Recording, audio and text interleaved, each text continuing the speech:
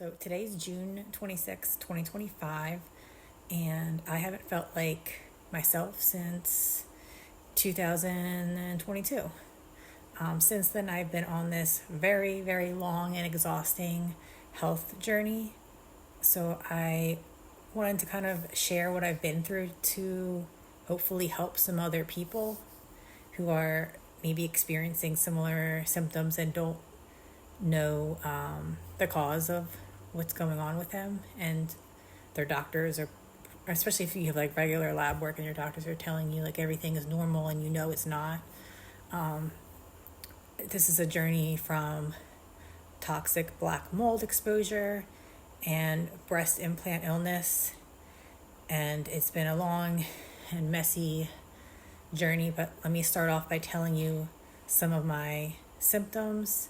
I'm going to try to break this up into multiple videos so that you're not like watching a long extended video with everything detailed in one. It's just too hard to cram everything in one video anyway, so I'm going to try to space things out. This is just more like an overview video, and then I'll kind of break things down as I kind of went through everything in chronological order.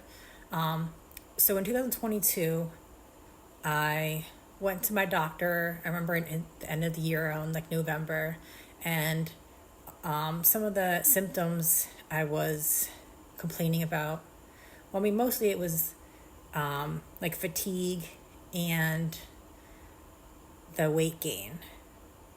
But there were other symptoms that I were having that obviously I didn't really relate to anything serious. I had a lot of brain fog, memory issues. Obviously, like I said, the weight gain, had fatigue. My periods were also irregular, but my OBGYN said that was probably just from birth control or something. Wasn't even concerned about my irregular periods. I had constipation, and that was something that was kind of ongoing for a while that I was just dealing with. I didn't really think that was like a big deal because I was just dealing with it. And hair loss, like I would just get like shower and like clumps of hair would come out. And also skin rashes. More recently, within the past, I would say maybe like 2 months, I've had a lot of those same symptoms, but also it's gotten worse, where I had like rapid heart rate, especially like going up and down the stairs, and my definitely fatigued, but also like lightheadedness, and it would just be like random. There's something that seemed to like trigger it, but it was to the point where like just like lifting, and like I would just be working. I had to stop working out for the past like 2 months. That's how bad it was, because I just like felt like I was going to lose my balance. I was like light. It was just, I don't know, the last 2 months have just been so bad. But luckily that has actually stopped. But I'll go into everything with my healing journey and explain how I got better in these series of videos. But I wanted to explain those are the symptoms that I was having. So if you're experiencing any of those symptoms, definitely continue to watch my videos, and maybe you'll learn something.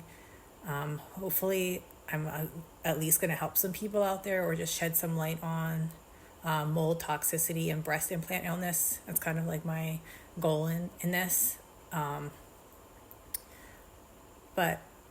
So back to the doctor visit. So in 2022, I went to my doctor and was complaining of these symptoms. And I'm someone that takes care of myself. I work out like 5 to 6 times a week. I eat pretty clean. I'll cheat on the weekends, but during the week, I always meal prep and stay on like a pretty strict like diet regimen. And it just seemed like no matter what I did, like I was always hungry. I just couldn't control this weight gain. So I had blood work done, and of course my doctor said that everything looked fine and normal. Of course I thought maybe something was off with my thyroid or with my hormones, and of course she said there was nothing wrong, and I was probably just overeating or not counting calories correctly or something, that basically like dumb shit that just like really pissed me off. Because I know my body, and I knew that like something was wrong, despite what she was saying to me, and despite the blood work was showing. Like I knew that answer was not, it just didn't sit right with me. But obviously I didn't really know what to do. So I ended up doing some research and found a holistic, I guess, what would you call it? Like a telemedicine sort of group. And I started seeing them, and I was seeing them for about a year. And they had me on a lot of like herbs and like natural stuff, and nothing seemed to get better. And then one day, I guess it had been about a year on the program, my doctor that I was seeing said, is there any possibility that you have mold in your environment? Because that's like one thing that would prevent your body from getting better. And actually at the time, I had just switched to a different job location site, and my previous job location site was known for the basement flooding a lot, and I know the flooring had been redone down there a couple times. And I told her that. I was like, yeah, there's probably mold at my previous job, but I just got out of there and I don't work there anymore. And she's like, well, you still probably have like, what do you call it, mycotoxins or mold damage that you have to detox. But it's good that you're not in the environment anymore. And also you should probably just test your house just to be sure as well. So I did end up testing my house. My house was fine. There's no mold.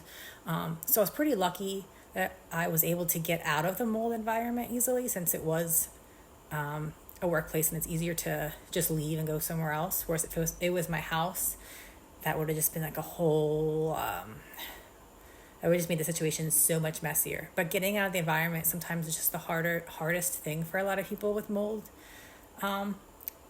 Toxicity or mold problems, just to get out of the environment, because you cannot get better while you're still in a mold environment. And I also just want to touch on this really quick. So not all mold is bad, and in fact there's mold everywhere. There's like mold spores in the air, like and that's not necessarily going to make anyone sick. It's black mold, specifically from water damage. And there's different types of black mold. I will get into that in my next video. I'm going to go more in depth about mold, how to test for it, treatments and stuff like that. But I just want to clarify that not all mold is bad. And it's just specifically, like, if you live or work in a building that floods, like, that's not normal. Like, if your house is leaking, or you're like anything like that, anything in your house leaking, roof, like, that's not normal. You have to, like, water will just attract the mold, and that's when it starts to grow, and that's when it becomes harmful. More so the mycotoxins that the mold produces, that you breathe and absorb through your skin as well. So that's the type of mold that I was exposed to, and that was found in my urine test. And like I said, I'll dive into that in my next video, but I just wanted to go over that right now. I feel like this is a pretty good overview of everything, and then I'll go into more detail in my next video.